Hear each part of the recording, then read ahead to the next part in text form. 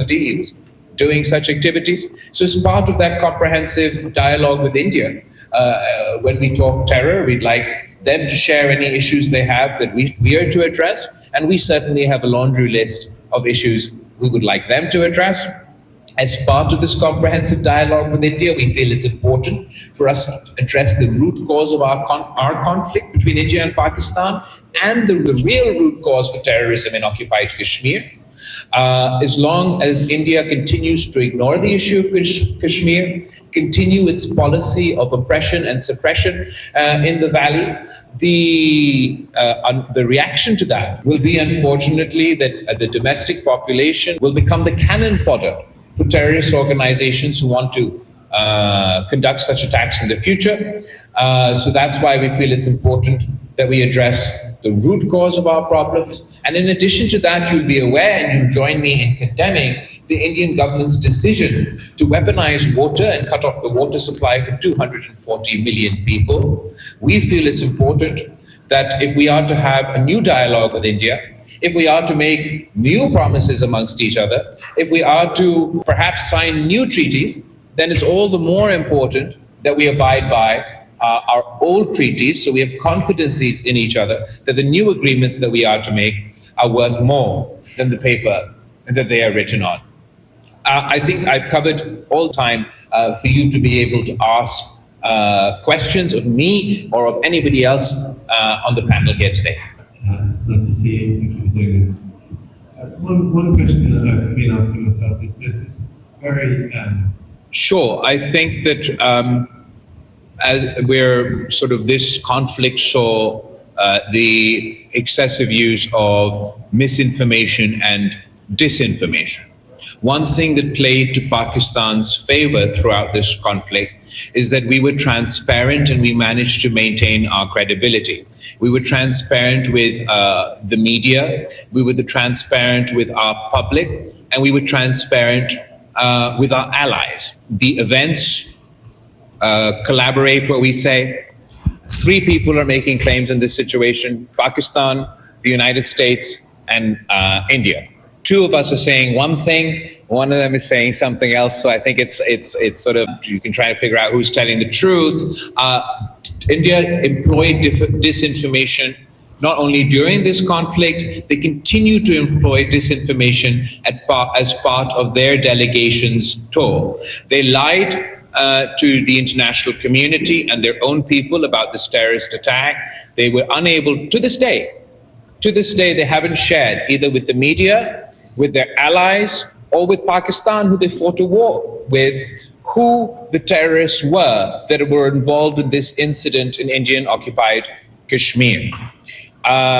They have not been honest or forthcoming about the damages they sustained during this conflict. They still, to this day, refuse to admit how many airplanes they lost in this conflict. You can see who's had the same line consistently, whose views are being corroborated by the statements made not only from the presidency, but also from the State Department. Marco Rubio's tweet on the night of the ceasefire, after he spoke to all sides, includes three important points. Not only obviously reference to the immediate ceasefire, but also an indication about future conversations at a neutral territory covering all friction points. So, I mean, I guess that's the answer to my question. Pakistan prides itself on its transparency during this period. We're still sort of open to questions and probing on the facts. India has relied on disinformation throughout this conflict. Even during the war, the Indian media played the role of fake news and amplified some of this disinformation that originated from the Indian government. Sure. It's Ellen McMyer with the Associated Press. Thank you for doing that. The fact that the conflict is between two nuclear-armed countries. No, Pakistan was not asked anything to do with nuclear questions full stop, let alone no first use during this conflict. Pakistan did not have to rely on its nuclear arsenal or the threat of its use of its nuclear arsenal to establish military dominance during this conflict. As far as future obligations or future commitments, I think the important first step is to build on this ceasefire, work towards a comprehensive dialogue where we can address any and all issues in an environment of peace outside of these hostilities where our neighbor is threatening to cut off our water supply. They call the ceasefire a pause, not a ceasefire. They call the ceasefire a trailer and expect us to wait for the movie. Their prime minister is giving speeches where he says, I have a message for the youth of Pakistan, eat bread or eat my bullet. I think in that environment, perhaps that's not the most conducive to take revisions of our come up with revisions of our policy. However, I believe if we start moving towards peace, then there will be lots of steps that both sides could take to ensure that our neighborhood is a safer place. So here in the U.S., I would say there's a perception that the historical relationship between Pakistan and the United States is slowly withering away, that the United States is now trying to transition to a close relationship with India, and that in turn China is coming and taking Yusuf's place in Pakistan, and then that's adding a whole new dynamic. So as a delegation that came here to strengthen the relationship between Pakistan and the United States, how would you respond to that characterization?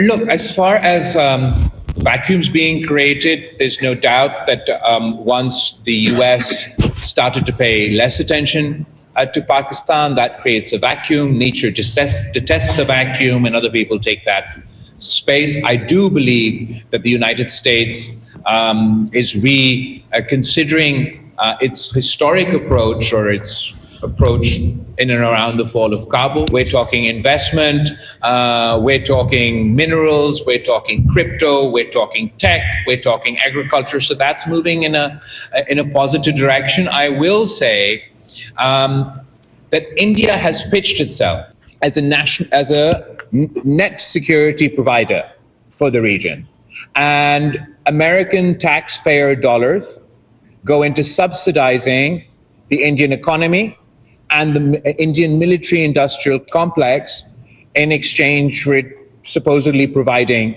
this net security provider role. I believe this 5 days of conflict has exposed India. It is not a net security provider. It is a source for insecurity in South Asia, and as a result, insecurity in the region and the globe. They brought the threshold for military armed conflict between Pakistan incredibly low. They launched a war on the basis of a lie, and then they couldn't even win that war, and the US had to intervene and ask and facilitate a ceasefire. I believe the real net security provider, or the foundations for a real net security provider in South Asia, would be for peace to be established between India and Pakistan. That would provide the stability in the region that is so desperately required. If we're going to be in the zone where anywhere in India there's a terrorist attack, and that leads to a military conflict that could potentially lead to a nuclear conflict that could potentially draw in regional powers, global powers, other countries, that's an incredibly unstable situation. The trade talks that the US is having with India, the trade talks that the US is having to Pakistan, while there may be sort of big, beautiful trade deals in the pipeline, if we don't manage to come back to a semblance of stability, that'll be counterproductive for all of us. I was curious about something. There's been so much talk for so long about the threat of Islamist militancy. What do you think about Hindu extremism? And do you think that that is an issue that the West, the United States in particular, needs to pay more attention to? I don't associate terrorism with any religion, with any culture, with any country. I believe terrorism has no borders, has no religions, and must be condemned across the board. It is politically convenient for terrorists. Sometimes they use the mask of one religion or another religion. At the end of the day, we all need to take a uniform policy against non-state actors and terrorists. As far as extremism is as a topic, it's absolutely a bone of contention. It's a concern for us. We deal with extremisms of all forms, shapes, and sizes within Pakistan. Extremism in India is a new reality, and unfortunately, that Hindutva extremism that we're witnessing in India, that you can trace back to, however far back you want to. I often start with the Gujarat riots, but that's not actually sort of the source of this extremism. It's absolutely evident across Indian society.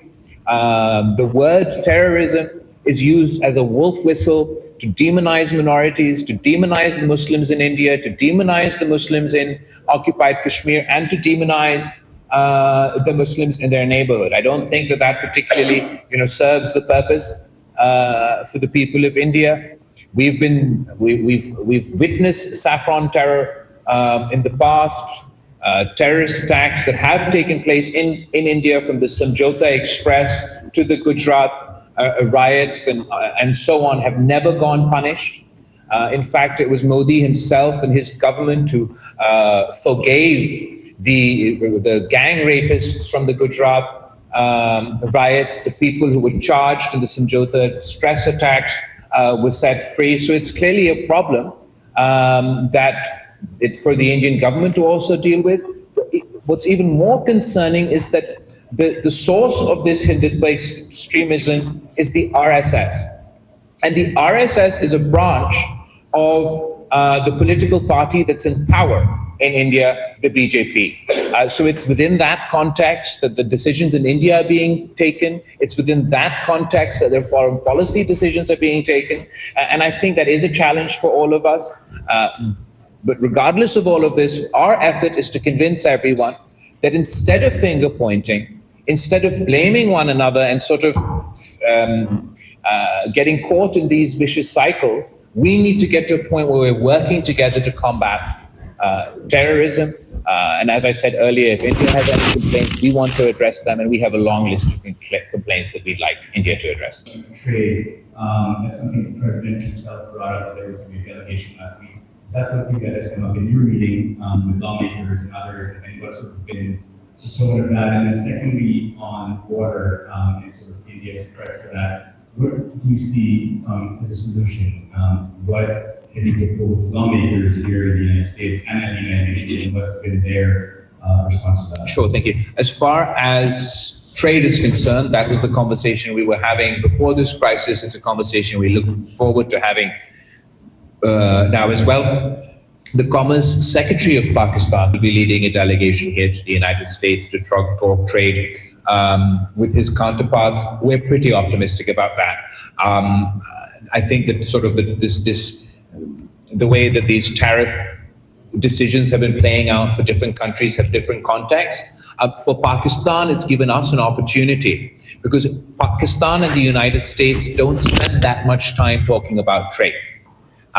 We talk about terror, we talk about Afghanistan, we talk about other things. That's what we've spent the last couple of decades of this relationship obsessing about. I think Mr. Trump's decision vis-a-vis these tariffs have forced us to have a comprehensive discussion about trade, and there's a lot of potential that I believe we can unlock as a result of that conversation.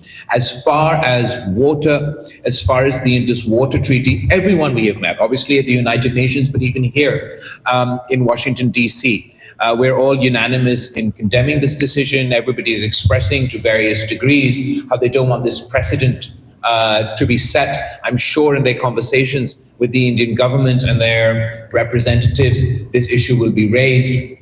I don't think that this is a position that the Indian government is going to be able to sustain for very long. It is not the moral high ground, it is the lowest of the low ground to try and maintain this position that you're going to cut off Pakistan's water.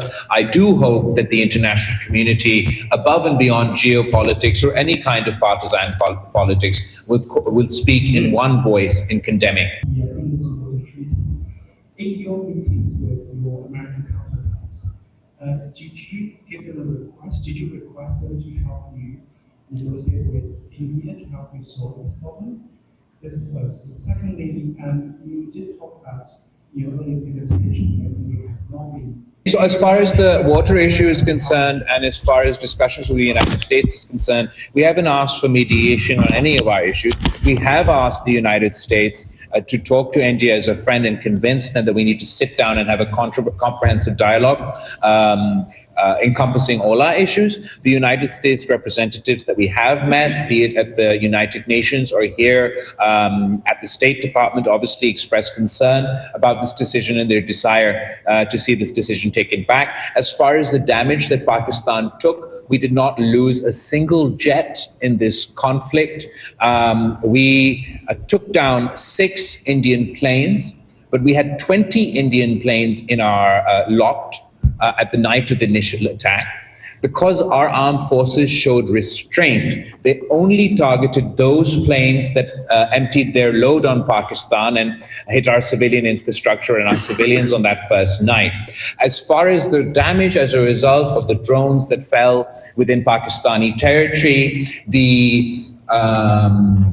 the missiles that were fired in Pakistan, the Pakistani government, the Pakistani armed forces have released a comprehensive report on that with pictures, with information, with everything. I'm happy to ask someone to share that with you. Thank you. In the current paper, please, to the Energy Minister for the Economy and Clean. Where is your scope for cooperation with Pakistan? So I think the largest investment in Pakistan in the way of critical minerals is by North America. It is a Canadian company which is invested in Pakistan, and the financial closure is coming with the support of European Exim Banks and the US Exim Banks. It's all in process, but I think if you're thinking about the electrification revolution, you know that there can't be any electrification revolution without any carbon. And if you're thinking about going green, then you know that there can't be any green if there are no batteries, and there can't be any batteries if there's no lithium and some bunch of other critical minerals and metals.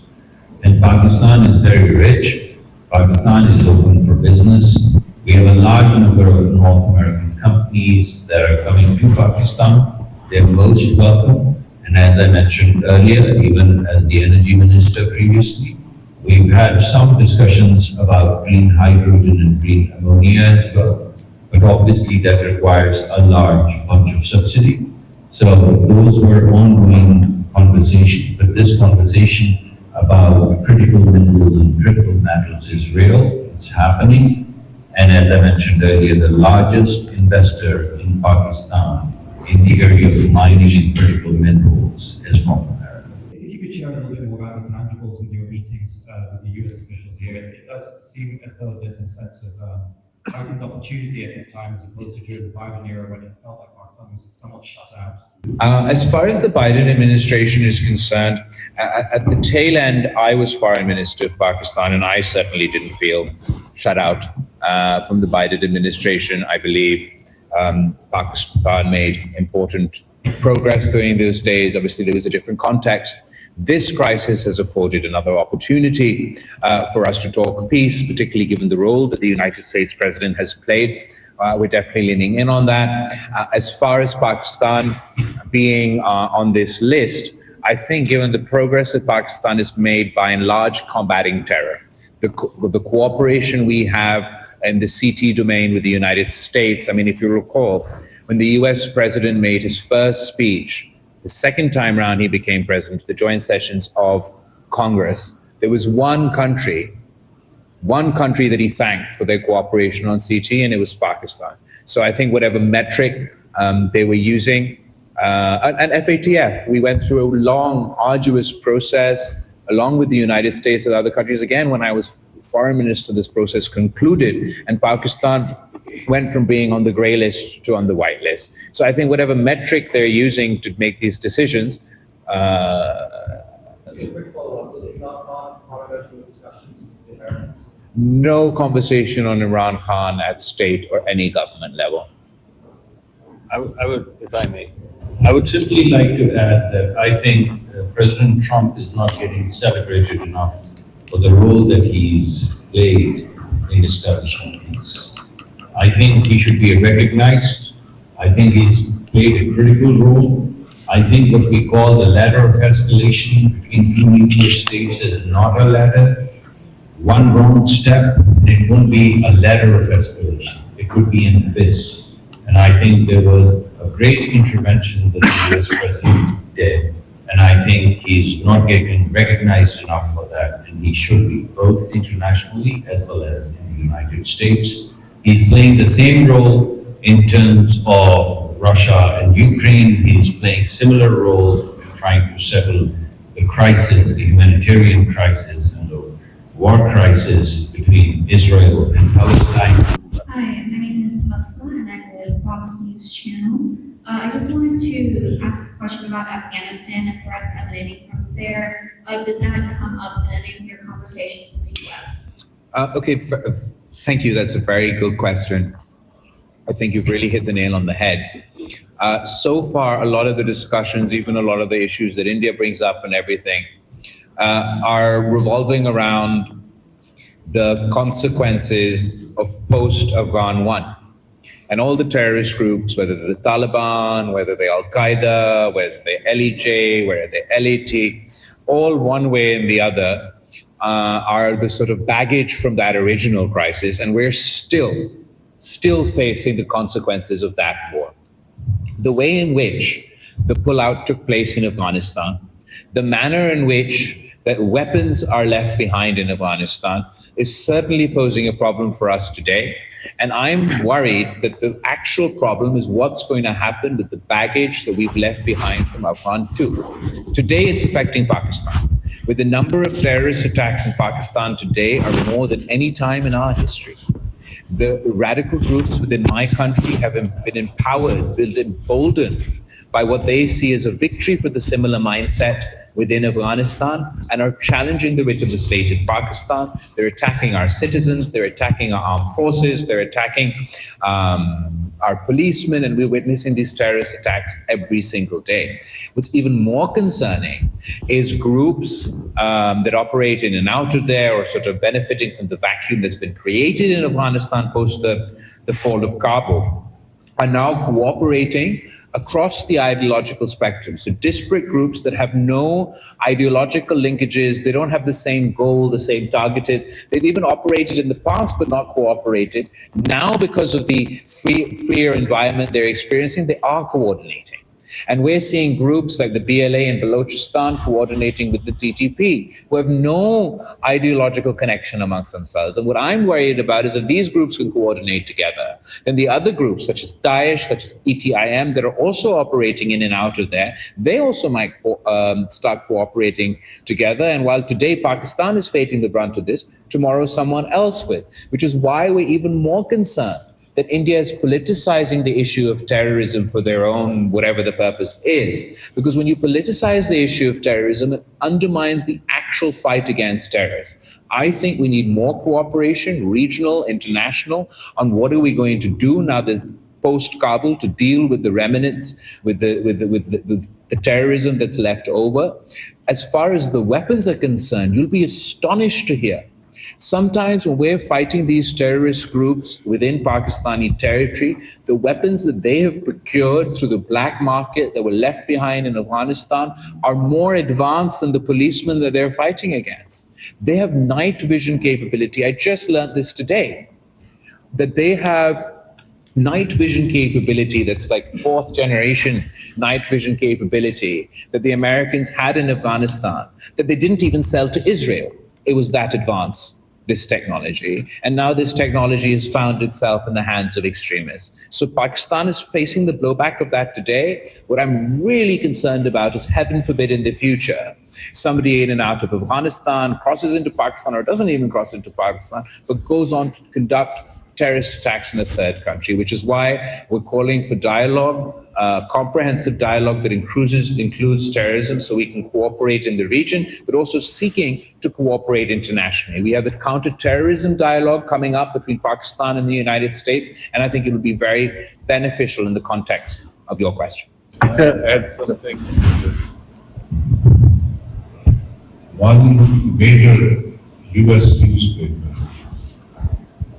traced the weapons used in 12 March train hijacking and terrorism. Those weapons used by terrorists were captured by Pakistan's forces. And the US newspaper traced these weapons back to their American manufacturer. And so the weapons that the United States left in Afghanistan are very clearly being used to perpetrate terror in Afghanistan. Sir. John Sajjad from the Turkish Support Agency. You spoke about the fake news during this escalation, and one of the stories that get attention was the Turkish military support in Pakistan, and claims that Turkish planes brought ammunition or some weaponry to Pakistan. So we know there is a cooperation between Pakistan and Turkey in the defense industry and defense field. What can you tell us about the Turkish role during this 5 days of escalation? First, we're obviously very grateful for our relationship with the people of Turkey, with the government of Turkey. As far as our defense procurement is concerned, we procured a lot of our defense equipment also from Turkey. I don't know if I'm allowed to go into specifics, but I can say that we procured equipment from Turkey, and we used that equipment during the conflict. I think this was the first conflict where the opposing side didn't only take issue with Pakistan, but also took issue with anybody who made our planes, or anybody who made our drones, or anybody who made our who facilitated us in that sense. And I think that's a bit strange. There was a lot of disinformation that emanated out of this, but we're incredibly grateful for the role that the Turkish government, the Turkish leadership, the moral support that the Turkish leadership and the Turkish people gave us during this difficult time. Madam, was there a Turkish effort during the escalation as well? Absolutely, absolutely. There was many friendly countries reached out not only by and ensure that the issues didn't escalate and we could work towards a ceasefire. Yes, I have an alternate one thing the Indian delegation has been telling the media here is that we are not interested in any talks with Pakistan because the Pakistani civilian leadership does not really hold any real power, and it's the military that. Thank you. First of all, that's not what they're saying. They're saying no to everything. When the terrorist attack first took place, the Pakistani government, the Pakistani Prime Minister said, let there be an international impartial investigation into the terrorist attack. They said no. Donald Trump says, let there be mediation between India and Pakistan. They say no. We say, let there be dialogue between Pakistan and India. They say no. They haven't said whether the dialogue, they haven't pointed out to us that if the dialogue is with the civilians or military. They've just said no across the board to dialogue with Pakistan. The military leadership and the political leadership are all on the same page within the Pakistani context. We're united against terrorism, and we believe it is in the interest of our region to establish peace with India. It is India who's been running away from calls for an investigation, and it's been India who's been running away from efforts for dialogue. I believe that is perhaps the latest excuse for not having a dialogue right now. If they'd like to talk to our generals, I can arrange it. If they'd like to talk to our politicians, I can arrange it. That shouldn't be a problem. It's quite ironic because the only communication that is taking place is with the army. Isn't it ironic? What a question.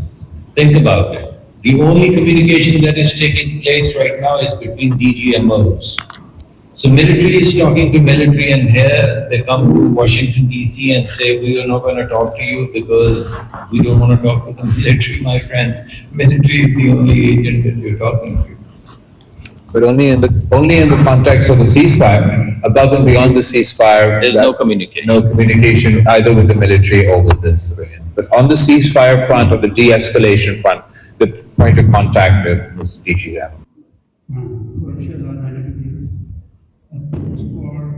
for Indian delegation in Washington. They kept the narrative of Pakistan. I mean, I just think that the Indian delegation is getting increasingly desperate. If that's a narrative that they'd like to pitch, so be it. But that was not the basis of this conflict. Supposedly the basis of this conflict was terrorism. Terrorism that took place in Kashmir. They've cut off our water supply. All of these things have nothing to do with China. They might think that, I think that this sort of image that they've been trying to, this image about themselves that they've been pitching here in the United States, that we're going to be the net security provider, that subsidize our economy, subsidize our military-industrial complex for some future war within the region, has actually been exposed and backfired during this conflict. That a country that's supposed to be the net security provider for the region could not provide net security to their own people, could not provide net security to the occupied people in Kashmir, could not provide net security to their airplanes. So I believe the true path forward is for India and Pakistan to engage in a dialogue, to establish peace. Whatever excuse you want to make, sometimes it's this civil military excuse, sometimes it's this geopolitical excuse, sometimes it's this, oh, all Muslims are terrorist excuse, so we're not going to talk to Pakistan. It's getting, I mean, you can't be two nuclear armed neighbors with a conflict threshold so low and absolutely no dispute resolution mechanism. They don't accept the United Nations, they don't accept international law, they don't accept United Nations Security Council resolutions, they don't want mediation from the United States, and they don't want to talk directly with Pakistan. So would it make rational sense to any country anywhere that to have no dispute mechanism, no way to resolve your dispute other than to go immediately to war? I think that that entire proposition makes India less secure, makes Pakistan less secure, makes the whole region less secure, and it's in all our interest to convince India to undo the decision that doesn't serve their purposes and come to the table and talk peace. May I add one thing? So this Chinese question is very interesting. I feel that it's quite, I mean, it's interesting because the second largest importer of Russian crude is India. What does that make India? And the shield that they have put, that they call S-400, is a Russian shield. It's Russian equipment. What does that make India? And the drones that they used were Israeli. So what does that make India? And the planes that they flew were French. So what does that make India? Isn't it crazy that we use some equipment because our access to arms is limited? We like to diversify our armament, our arsenal. We reach out to the world to diversify our arsenal. And if we don't get anything from anywhere, we get the best equipment that we can. But no one says that this is a Russian bloc because of S-400 or because of the import of troops. No one says it's the Israeli bloc. No one says it's the French bloc. Look, this is between India and Pakistan. We have equipment that we buy from all over the world. That doesn't define any bloc. Good evening, we're to Mr. Bhutto, a question you mentioned that you had just learned today about the night vision goggles. No, I knew about the night vision goggles. I knew that night vision was a threat to us, and I didn't understand how they had this visibility. What I just learned today, that this technology was so advanced and so guarded by the United States that they didn't even sell these fourth generation night vision equipment to their ally Israel, but they left it behind in Afghanistan, and it's now being deployed by terrorists. Thank you. I was going to ask you, who told you that? And how did you learn that? Are you sharing that? Do you consider this a threat now, based on... The night vision was always a threat. The weaponry left behind in Afghanistan was always a threat. It's old news. The only new news for me, I learned from my ambassador while we were discussing this today, that that equipment, the specific night vision equipment, was so advanced, this fourth generation night vision equipment was so advanced that America didn't even share it with their closest allies. It was only in their own army's use. They left it behind in Afghanistan, and as a result, it is now in the hands of the Taliban. I don't know who else they're selling it to, where else it would have reached. And that's one example. There's obviously lots of other weaponry and other things that we now have to face in the battlefield. Maybe the ambassador can share more details. Well, Mr. Anwar Iqbal from Dog News. Yeah. Thank you.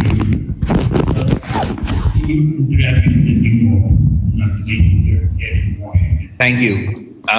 As far as the Indus Water Treaty is concerned, I would say, yeah, absolutely. Sort of the people who were the most well-versed on this topic were at the United Nations, but everybody was concerned about the weaponization of water and the precedent that this would set. As far as what Pakistan will do, at the moment, just the threat to cut off our water is a violation of the United Nations Charter. Pakistan has already announced if India was to act on this threat, this would be an act of war.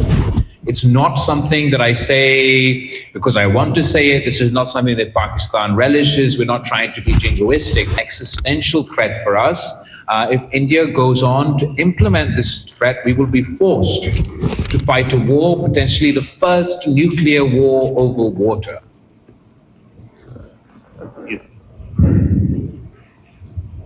Thank you, Olivia Ronda, Breitbart News. India has reportedly declined that Trump brokered any sort of ceasefire or deal, while Russia, collaborating with its top aide, has actually acknowledged that Trump did play a major role in that deal. Do you have a reaction to that, or a reason why India would deny that Trump played a role? It's just getting embarrassing at this point. The entire world saw the events play out. We know the Secretary of State made phone calls to our side, made phone calls to their side.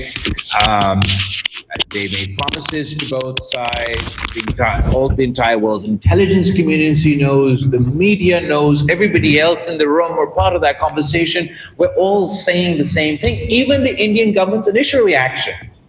If you go back to the first night when they also from their side, after Trump's announcement and after Pakistan's announcement, announced, I think it was at the foreign secretary level, their ceasefire. Even in that context, they said that this is a ceasefire. It's only after that they've started to play back that, oh, this is not a ceasefire, it's a pause. Oh, the Americans had nothing to do with this. I don't know why they want to rob President Trump in the United States of this victory, the role that they play. As the senator said, I believe that the United States should be celebrated. Look, all of us across the world are guilty of criticizing the United States foreign policy when we believe something is worth criticizing. But in this context, they've done a good thing. Look, the President of the United States and the Secretary of State of the United States serve the people of the United States, not the people of India or the people of Pakistan. But for 5 days, they were up all night trying to resolve this crisis. The least you could do is a common decency, is to appreciate and acknowledge what they've done. What I'm more concerned about is that because the Indian government is worried that they're the first government that is lost an armed conflict with Pakistan. They're worried about the political blowback domestically.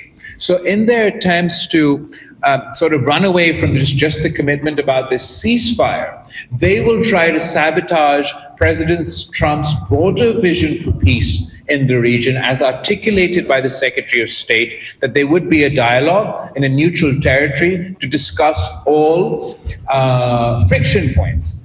So our effort is to continue to engage all partners, to convince India that whatever you call it whatever you like, but let's start the peace process. Yeah, that's fine. If I may, a couple of Idris Gluten with The Economist. I want to ask you, as America changes its foreign policy towards an America First direction, So, to start with, I would say the suggestion that this is a change in policy to think America first. I think all governments have a responsibility to think about the people who elected them first. And perhaps President Trump is more honest about it, but every government that has ever existed in the United States has always thought America first, and every government across the world's primary responsibility is to their people. Having said that, there is a lot that the United States and Pakistan can do together. There's a lot of potential that we have not explored, either because we've been too busy talking about terrorism or the conversation has moved on and people are paying attention.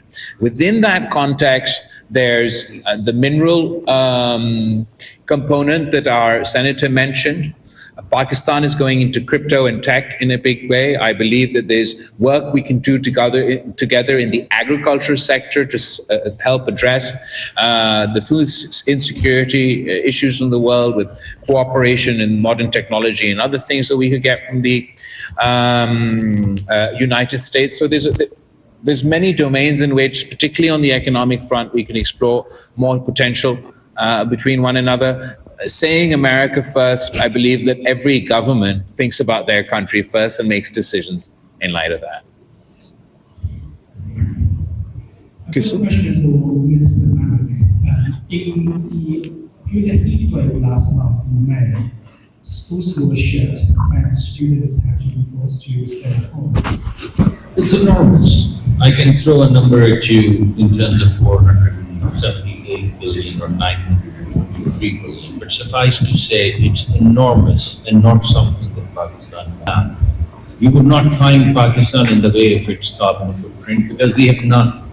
We have none. This year our commitment for carbon emissions was about 1,000 million tons of carbon dioxide equivalent, and we emitted 600 million tons of carbon dioxide equivalent. So we were 40% lower than the commitments that we made, which means the carbon dioxide burden that the world allowed us, we beat it by 40%.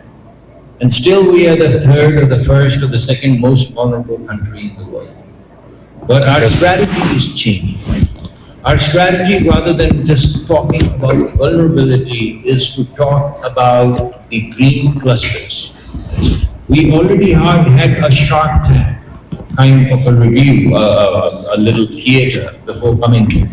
So we are inviting all of our starry-eyed young men and women who are coming out of universities and colleges from the US universities with new green ideas, new climate ideas, sustainable ideas, commercially viable ideas. We're going to put them together, and in 1 year we would have the first footprint for our green cluster, which would be exportable to the rest of the world. Our demand function, because of what you're saying, the damages and because of what it can do to the people of Pakistan, is so enormous. The demand function is so taxing that we have a great opportunity of building up a new green cluster, and the Prime Minister of Pakistan is committed to it. He's given me this charge, and within a year we'll have the formations of these new businesses which are completely green and completely resilient and completely adaptation. Assalamu alaikum, everybody. My name is Razi. I'm from the meetings, 7 meetings, Board of Members of the UK. I have a question of Mr. Bilawal, His Excellency. If you can comment about only the Chinese version of the Kangaroo. I don't know. I didn't say Chinese version, that would be an improvement. People version. Don't you think that can impact our relationship with China? No, I don't. Our relationship with China, I don't know whether you've heard, but it's higher than the Himalayas, deeper than the oceans, and sweeter than honey. I don't think that they would be offended by a joke. Secondly, Temu is a company that is doing incredibly well.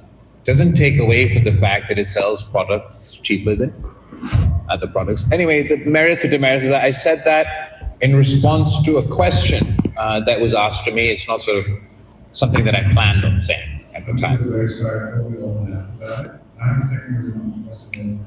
At the moment, Pakistan is confident in its non-nuclear, sort of the non-nuclear arsenal things that we have that allowed us to maintain a dominance during this conflict, that not only shot down 6 Indian planes, but forced the Indian Air Force to either down or move their planes away from our border. We're confident that it'll take a while to even for India to match the parity on this front at this stage.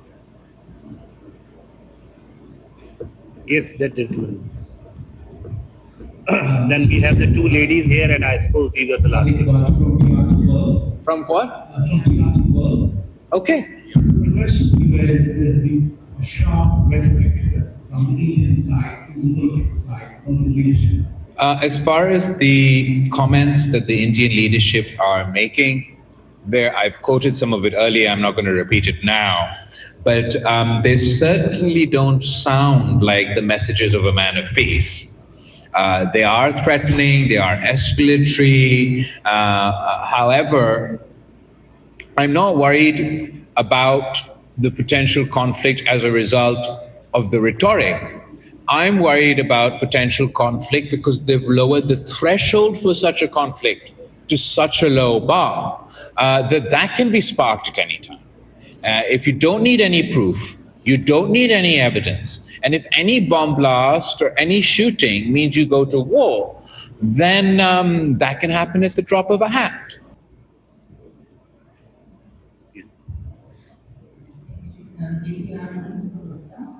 What do you, sorry? Okay. So 2 days ago, you suggested that ISI and War should work together to combat terrorism and illusion. So far, of course, India has not responded, but what kind of response are you expecting? I believe that Pakistan and India are going to have to work together to combat terrorism. I believe that as part of our comprehensive dialogue, one of the components will have to be how we conduct that cooperation. I believe a key part of any counterterrorism strategy for any country is intelligence sharing. Without intelligence sharing, you can't combat terrorism. I am confident that there are terrorist attacks that have been thwarted in the United States, that have been thwarted in London, that have been thwarted in Paris, that have been thwarted all over the world as a result of intelligence sharing between Pakistan and other countries and these capitals. So I believe that if we are to come up under our comprehensive dialogue mechanisms with aspects of cooperation on countering terrorism, part of that cooperation has to be intelligence sharing between the 2 intelligence agencies, Pakistan's and India's. Last question there. One more after this, okay, I promised. Thank you. My name is Yusuf Chaudhary, representing Korea Media in Pakistan. Given the current alignment in Asia, next what between the 2 countries is going to be stable, or can I think that it's important for us to establish peace in the region. I don't think it's much of a stretch of the imagination to envision a scenario where other countries, where other powers are drawn into a conflict between India and Pakistan. That's why it's so important for us to begin this dialogue and work towards our own peace. Yes, madam, last question. Thank you. Let me ask you for Zehra. Al Jazeera. You praised President Trump for his role in avoiding the full-scale war between India and Pakistan, and his role in trying to reach peace between Russia and Ukraine and Israel as well. So have you discussed with the administration the human situation in Gaza, specifically the humanitarian situation in Gaza? So we absolutely, certainly welcome President Trump's desire for peace. We know that he campaigned on peace. that the mandate he has, the electoral mandate he has, which is a significant electoral mandate by the people of America, is an anti-war mandate. And he's using that lens to view various conflicts around the world, particularly in the India-Pakistan context. Of course, we're grateful for President Trump, for his entire administration, for working so hard to helping us achieve the first step, which is this ceasefire. And we're looking forward to the international community, including the United States, playing their role to build on the momentum of this ceasefire and take us towards a dialogue and diplomacy with India. The question of Gaza and Palestine is concerned. Just yesterday, Pakistan is at the moment a non-elected member of the UN Security Council. The group of the E10, the elected members of the UN Security Council, tried to pass a resolution on Palestine, calling for an immediate ceasefire, a permanent ceasefire, aid, etc. Unfortunately, that was vetoed by the United States, but we'll continue.